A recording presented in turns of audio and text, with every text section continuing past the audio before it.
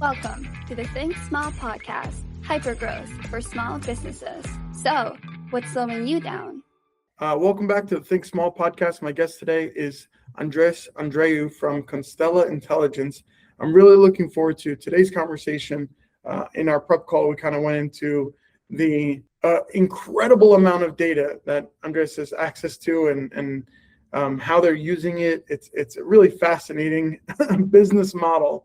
Constella Intelligence, why don't you kind of get into it and tell us a little bit about the business, the back end? Sure. Thanks for having me.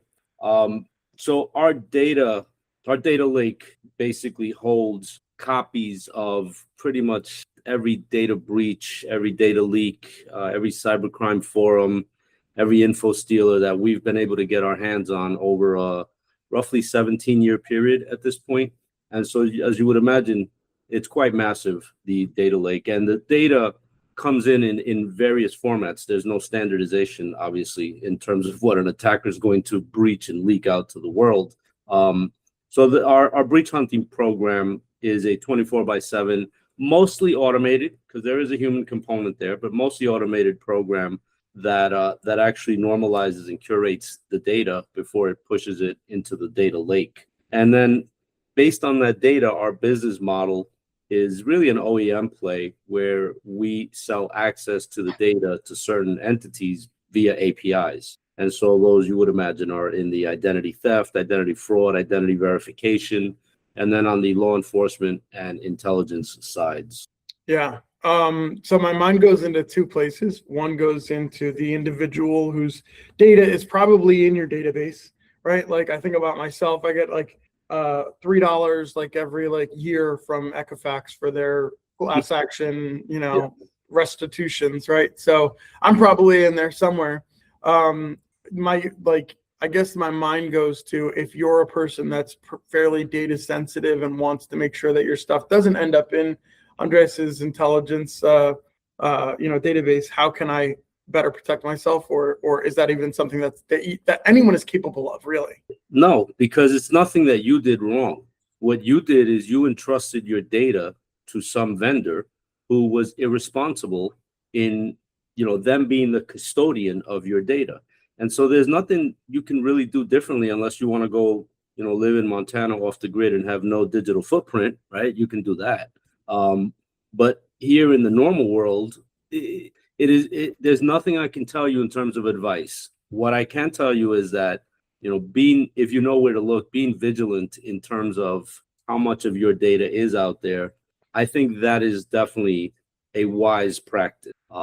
Because for instance, if I showed you an account of yours that was 15 years ago, you probably don't even remember that account for a gaming system or whatever, right? That you were part of back then. All of that becomes part of your digital history and can be used to create an attackable profile against you. Right. Yeah, my mind goes to the advent of the Alexa or the Google that was in your house, and when they were all new, it was like, oh, cool! Like I want one in every room, and finally we're in the future. We've got these smart lights that I can turn off with my voice. And then I think recently I've seen like a big pushback, and like people are like unplugging them because they're realizing we always knew that it was a wiretap, that our data was getting kind of bought and sold. But then on the late stage of it, it's like, oh, it's not a good thing, right? It almost feels like, do we really have any free will? Because like everything is just curated based off of what I needed, right? What I told my wife in confidence, hey, we need peanut butter. And then all of a sudden peanut butter is on sale, something like that. So here's my response to that. If that's the reaction people are having, you're way too late. Right. Because, for example, if you liked peanut butter before you used Alexa, do you still like it now? Probably. But that data is already out there. They know you like peanut butter. Right. And so I think for those who were not digitally paranoid in the early days, it's just too late. Your data's out there. Just the NPD breach alone. Think about this. Every American who ever had a credit report run at any point in time was part of that breach. I mean, just wrap your head around those numbers. Yeah. So how could you not be a part of that if you live in the normal day-to-day world? And, shame on MPD and all those, entities who have leaked our data. But at the end of the day, you know, you want to go get a car loan or a home loan or whatever, you have to play by the rules, if you will, and then your data gets handled irresponsibly. And so Yeah. I would say, yeah, you can shut everything off all you want, but it's too late. And then my mind on the other side from the, the individual goes back to the like industrial side of it and the application, right? So like I'm in the insurance world. I can see how this data would be exceptionally useful. And then I can also see how it's applicable in law enforcement. So do you have any like case studies or like use cases where, there was some creative way that your data was used to, I don't know, prove negligence or stop crime or something cool? I don't know. Yeah, we've been part of some interesting cases. As an example, I will point out that during Microsoft's Digital Crimes Consortium conference last year, 2025, we did a live demo where, and obviously taking on the challenge of the curse of the live demo, we went ahead and did a live demo where we grabbed a cryptic email address of the administrator of a dark web commerce site. And that site sells everything you could imagine. And through attribution against our data set, we were able to put the pieces together and show who this person really was. And it turns out, and this was a randomly chosen case, and it turned out this person was a full-time intelligence officer of a country in Eastern Europe. And so those kind of cases were part of all the time, actually. And I always, I started my career in that space many years ago, and I always find it fascinating watching the reaction of the folks we help, because I know by their reaction that they don't have the data that we have, Right. And contrary to what you see in the movies, our 3-letter agencies do not have data on everybody, and they don't have these, football field sized data centers full of, Americans, data. And so it's an interesting model for me, because aside from being in business, I see the personal value of helping out these entities in terms of, the criminal nature and the human trafficking, the child trafficking investigations and all that kind of stuff. Yeah, that's incredible. And you're right. I think that like in my mind, I always think about, I don't know, CIA being like, let's just run a full dossier on, and like they just tap into every, traffic light camera and every Google search you ever did. But it's interesting to find out that on the back end that there's a government contract with, a sole proprietor or a data company that, manages a lot of it. So very cool. So I will tell you on that point, and I think you'll find this interesting, because when I point this out to a lot of folks, they look at me like with this baffled look. If you know how to use OSINT tools and OSINT sources, you could probably get your hands on better data than most of our intelligence agencies. Just wrap your head around that. That's what the world's come to. There's so much data out there that is publicly available. You just have to know where to look. It's not easy to find, right? That's the key. But if you do know where to look, the OSINT world has come so far that it is, to me, just it's impressive. Speaking from as a neophyte in the like concept of this data analytics, OSINT, give me a little bit more on that. I'm sorry, open source intelligence. All right, cool. Thank you. Yeah, so like for instance, let's say I discover through some OSINT sources that you have a boat. There's another OSINT source that I can tap into that'll tell me exactly where your boat is at any given time, because that data is openly available. And I'm just using that as one example, obviously. Sure. But once you wrap your head around that, like I can tell where your boat is at any given moment. That kind of power is something that used to only exist to law enforcement. If you know where to look now, it's there. It's open. Right. Yeah. No. It's kind of a rabbit hole, though, right? Like you can kind of find your way down all the way into somebody's like life. Oh, it can absolutely be misused 100%. I mean, let's go back to the MPD breach. That MPD breach was the foundation to the entire sextortion wave that came right after that breach took place, right? And that entire sextortion wave tapped into all these OSINT sources. Like, for instance, when they would send me those PDFs telling me I got to pay this, or they're going to expose naughty pictures of me on my phone or whatever, they would include a photo of my house that they got from Google through an API call. That photo was not part of MPD. So you see how they started putting the pieces together? Right. And so these OSINT sources are of extreme power if you know how to use them. Yeah, it's almost like a Black Mirror episode. I don't know if you ever watched Black Mirror on Netflix. No. Yeah, it's skip the first episode, but it's worth checking out. It's almost like a Twilight Zone kind of vibe, where they Okay. talk about how technology sort of combats with the human instinct, right? So Yeah. like, yeah, and I think that ties to. I think there's a cultural move with young people to avoid alcohol. Like you can see alcohol sales are on an all-time low, and I think that's tied to the access to like life-ruining data, right? Like somebody records a video, it ends up posted, shared, and then all of a sudden, goodbye, whatever career that you thought you were going to get into. Right. Look, I have 4 kids. They're adults now. They grew up in that era where if you made a social media mistake, it could be devastating. And, for all the kids that had to go through that, I feel for them because that's horrible.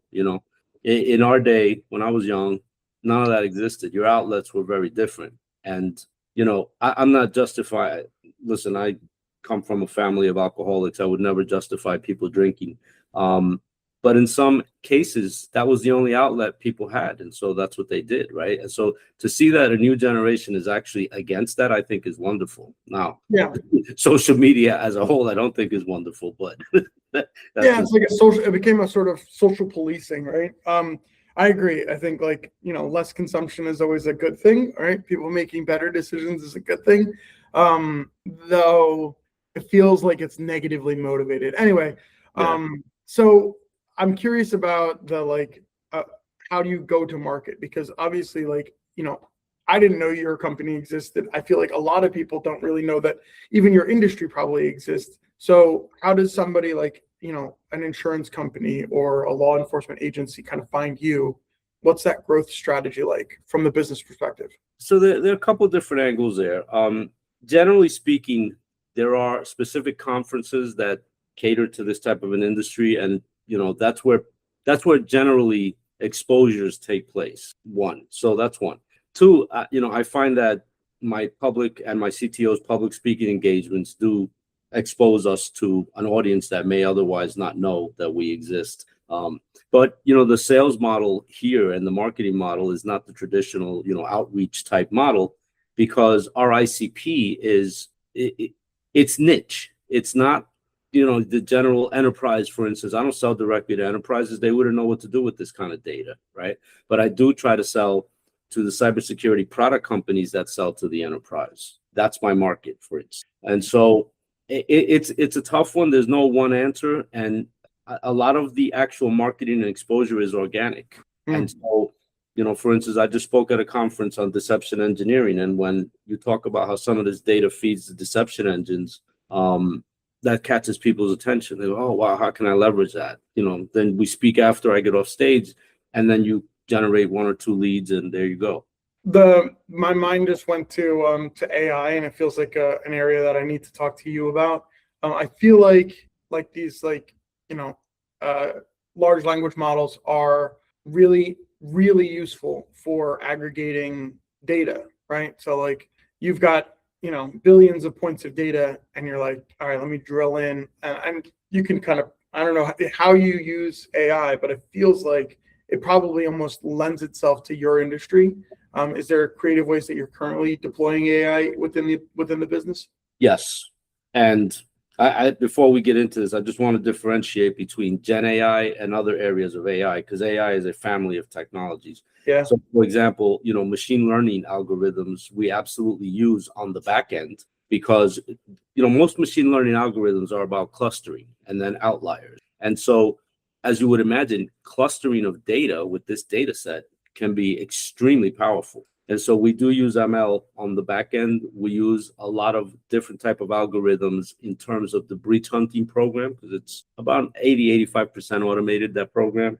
But then from a front end, the more LLM, Gen AI, NLP type stuff on the front end, there are a number of, I just saw, it's funny you say this, because I just saw a fantastic demo that somebody put together on the front end. And he didn't use an LLM. He used our data, but he pushed our data into a graph database, a node database, and then did natural language queries against that.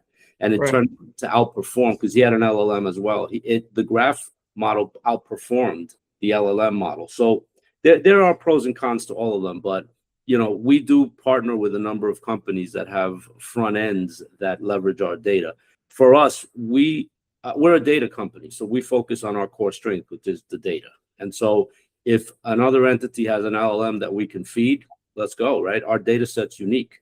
And so I just don't play in that space directly because it's not our core strength. There are others that do it better than us. We stick to what we're good at, finding that data and processing it into the lake. Nice. Okay, cool. All right, so good to know.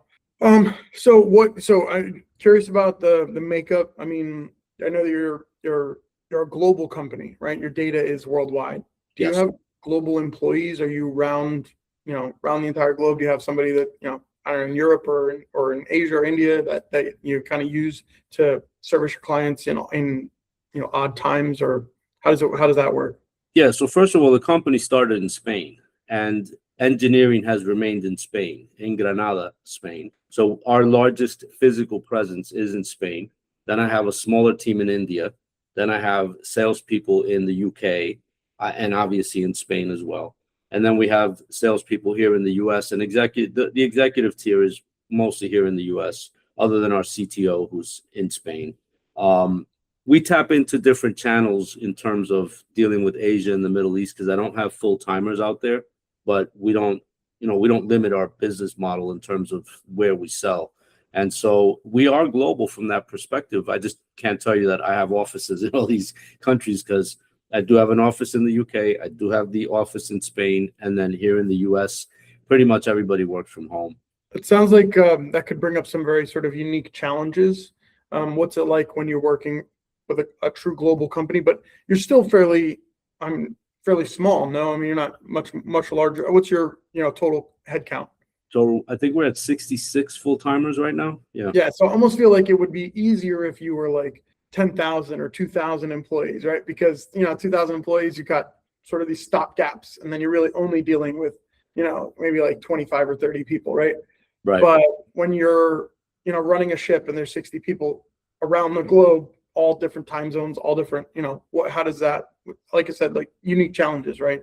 Oh, absolutely. I mean, first of all, there's a language component, and fortunately I'm bilingual with, Spanish and English. So I don't suffer there, but there are, for instance, folks on our Spain team that don't speak English, and that's okay. So, that's just one reality. The time zone issue is is a far more challenging reality because, waking up at 3 a.m. every day to get on certain phone calls can get tough.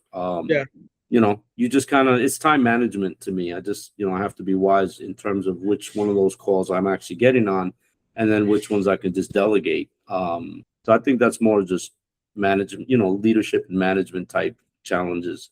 Yeah, absolutely.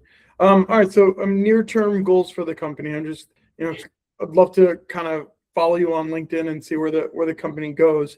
But what are your, let's say 12 to 24 month, growth strategy? Where do you see the company going in the next few years?